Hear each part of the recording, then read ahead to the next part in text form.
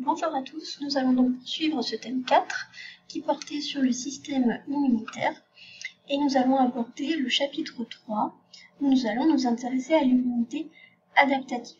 Pour rappel, dans le chapitre 2, on a vu le premier volet de l'immunité qui est l'immunité innée, qui correspond aux premières lignes de défense de notre organisme. Et là, on va voir la deuxième ligne de défense qui est le deuxième volet de l'immunité, qui est l'immunité adaptative.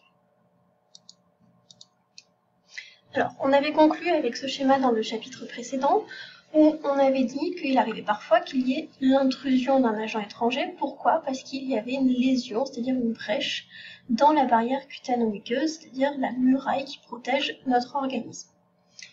Cette intrusion allait donc entraîner la réaction inflammatoire, qui est la réponse de notre organisme à cette intrusion, et qui se termine par la phagocytose sur les lieux. On se souvient, phagocyter, ça veut dire manger, ingérer l'agent étranger. Donc ces deux rectangles jaunes correspondent en fait à l'immunité innée, la réaction de l'immunité innée. On avait dit qu'il arrivait parfois que la réaction inflammatoire et la phagocytose suffisent pour éliminer l'agent étranger. Dans ces cas-là, on dit qu'il y avait résolution de l'inflammation. L'histoire se termine ici. Mais il arrive parfois que la réaction inflammatoire ne soit pas suffisante pour éliminer tout l'agent étranger, parce que l'agent étranger, des fois, se divise extrêmement rapidement, et que dans ces cas-là, il y allait avoir la réponse immunitaire adaptative qui allait prendre le relais, et je vous avais dit que la réponse immunitaire adaptative, c'était un peu les tireurs d'élite, l'unité spéciale de notre organisme au niveau de l'immunité.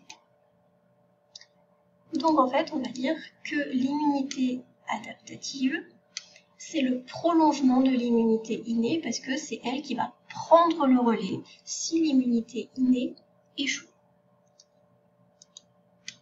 Alors, on va commencer ce chapitre 3 par le grand 1. On va voir l'immunité adaptative et les lymphocytes où en fait on va faire un peu des généralités et des prérequis qui vont nous être nécessaires pour la suite. On commence avec le petit 1, on va voir les caractéristiques de l'immunité adaptative. Pour faire ce petit 1, on va repartir du schéma qu'on avait fait dans le chapitre précédent, où on avait vu que l'immunité, on pouvait le diviser en deux volets, l'immunité innée et l'immunité adaptative. On avait dit que l'immunité innée, c'était innée, rapide, non spécifique et sans mémoire, et que ça correspondait en fait aux barrières naturelles, aux barrières cutéano-muqueuses, et à la réaction inflammatoire qui se terminait par la phagocytose. Si l'immunité innée échoue, c'est alors l'immunité adaptative qui va se mettre en place, qui va prendre le relais pour essayer d'éliminer l'agent étranger. Cette immunité adaptative, elle est très spécifique, en fait c'est le corps d'élite de notre système immunitaire et elle va être capable d'adapter ses armes à chaque ennemi. Donc il va y avoir une arme spécifique pour chaque ennemi. Alors les 4 caractéristiques de l'immunité adaptative sont présentes ici, on va les détailler un peu. On dit que c'est une immunité qui est acquise. Pourquoi? Parce que je ne nais pas directement avec cette immunité-là, mon corps doit apprendre cette immunité.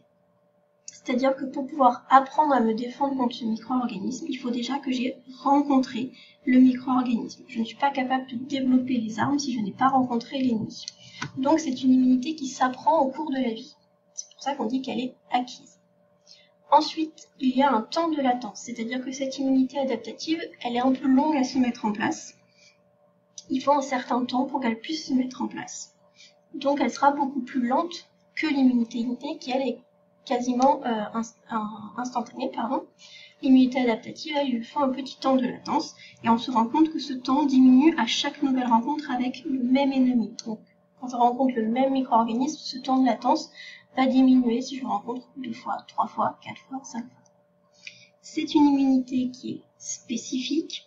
Pourquoi? Parce qu'elle s'attaque spécifiquement à un ennemi en particulier, c'est-à-dire à telle bactérie et pas à telle autre bactérie. Et en fait, cette immunité va être capable d'adapter chaque arme à l'ennemi qu'elle a en face d'elle. Et enfin, la dernière caractéristique, c'est avec mémoire, parce que cette partie du système immunitaire est capable de reconnaître un ennemi si elle le revoit, et donc de réagir plus vite. C'est-à-dire qu'en fait, cette immunité va être capable de garder en mémoire la rencontre qu'elle a faite avec le micro-organisme ou l'agent étranger. Et c'est cette mémoire en fait qu'on utilise lorsqu'on a développé les vaccins. Donc on reviendra là-dessus dans le chapitre suivant. Donc mon immunité adaptative, si je conclue, c'est l'immunité qui prend le relais en cas de échec de l'immunité innée. Et surtout, ce qu'il faut retenir, c'est qu'elle est spécifique d'un seul antigène, contrairement à l'immunité innée qui était non spécifique. Donc on va pouvoir noter, pour résumer ce que l'on vient de raconter, que lorsque la réponse immunitaire innée ne suffit pas pour éliminer l'agent étranger, c'est la réponse immunitaire adaptative qui va prendre le relais. Cette réponse, elle est spécifique, c'est-à-dire que je vais mettre en place quelque chose spécifiquement contre cet antigène. Elle est acquise, ça veut dire que je ne viens pas au monde avec cette immunité, je dois apprendre au fur et à mesure. Elle est avec mémoire, donc cette immunité est capable de reconnaître plus tard si je rencontre le même agent étranger, et elle est retardée, c'est-à-dire qu'il y a un certain temps de latence avant qu'elle se mette en place.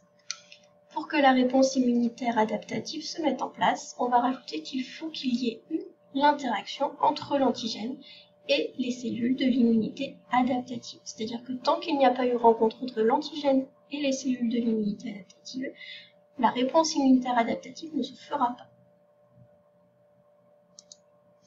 Alors, où a lieu cette interaction? Parce que s'il faut que cette interaction ait lieu pour que l'immunité se mette en place, il faudrait savoir où est-ce qu'elle peut avoir lieu, cette interaction. Donc l'interaction, elle va avoir lieu là où sont stockées les cellules de l'immunité adaptative. Quelles sont ces cellules de l'immunité adaptative?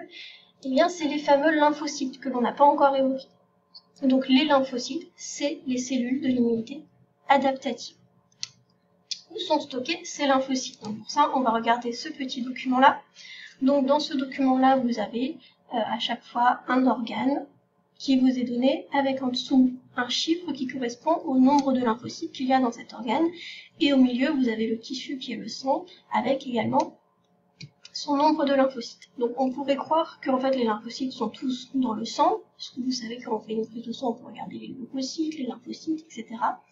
Si on fait le calcul, en réalité, les lymphocytes du sang, ça ne correspond qu'à 2,13%. Donc finalement, il n'y a que 2% de nos lymphocytes qui sont présents dans le sang. Donc ce n'est pas l'endroit où sont stockés les lymphocytes principalement. Là où ils sont stockés principalement, ça va être, si vous regardez, dans la rate, on a 70 x 10 puissance 9 lymphocytes dans la rate, et ça va être également dans les ganglions lymphatiques, où là on en a 190 x 10 puissance 9. Donc on a énormément de lymphocytes dans les ganglions lymphatiques et dans la rate. Et après, si on devait regarder, il y en a aussi beaucoup dans la moelle osseuse et dans le thymus. On sait que la moelle osseuse et le thymus, c'est là où sont fabriqués les lymphocytes, donc ça paraît logique.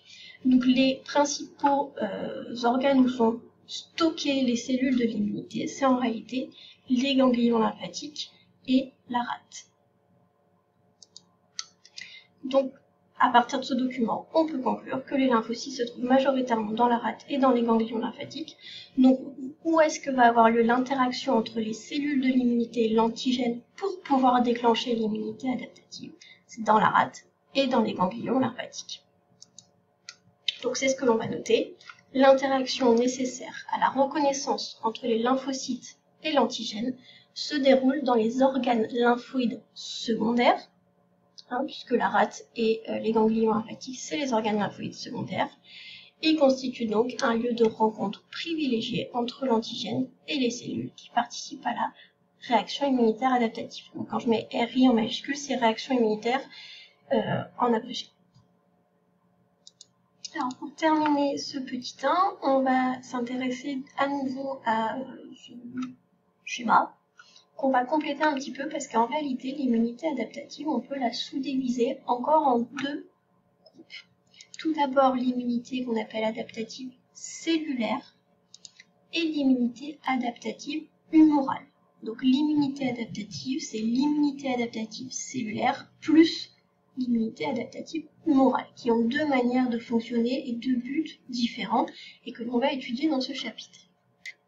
Alors, l'immunité adaptive cellulaire, c'est une immunité qui va être assurée par les LT8, c'est-à-dire les lymphocytes T8, et uniquement les lymphocytes T8.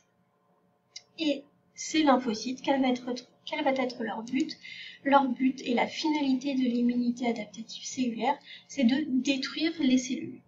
Alors, pas n'importe quelle cellule, le but ça va être de détruire les cellules qui sont du soi modifiées, donc des cellules cancéreuses ou des cellules qui sont infectées par un virus ou par une bactérie intracellulaire. Donc, dans l'immunité adaptative qui est acquise, retardée, spécifique avec mémoire, on retrouve l'immunité adaptative cellulaire qui a pour but de détruire les cellules infectées ou les cellules cancéreuses et qui est assurée par les lymphocytes T8 uniquement. On retrouve aussi dans l'immunité adaptative humorale qui, elle, est assurée par les lymphocytes B uniquement. Et le but ici, ça va être de sécréter plein d'anticorps spécifiques à l'antigène qui a été détecté. Donc, dans l'immunité adaptative, j'ai l'immunité adaptative cellulaire qui détruit les cellules par les LT8 et l'immunité adaptative humorale qui a pour but de sécréter des anticorps et cette sécrétion est réalisée grâce aux lymphocytes B. Et la petite question qu'on peut se poser, c'est quel est le rôle des LT4 ? On a commencé un petit peu à en parler. On a évoqué ces LT4, donc les lymphocytes T4. Ils existent, mais où est-ce qu'ils sont là-dedans ? C'est ce qu'on verra dans le grand 2 de ce chapitre-là. À quoi servent ces fameux LT4 ? On va voir qu'ils ont un rôle central qui est indispensable au système immunitaire adaptatif. Donc on va noter qu'il existe deux types de réponse immunitaire adaptative. La réponse immunitaire à médiation humorale, qui est assurée par les lymphocytes B, qui aboutit à la sécrétion de beaucoup d'anticorps qui sont spécifiques à l'antigène et qui vont avoir pour but de neutraliser l'antigène. Et ensuite, on a aussi la réponse immunitaire adaptative à médiation cellulaire, qui est assurée par les lymphocytes T8 et qui a pour but de détruire par attaque directe les cellules infectées ou les cellules cancéreuses. Et donc, nous aborderons le petit 2 avec la structure des lymphocytes dans la vidéo suivante. Et pour le rôle des lymphocytes, ce sera à vous de jouer grâce à une petite analyse d'expérience.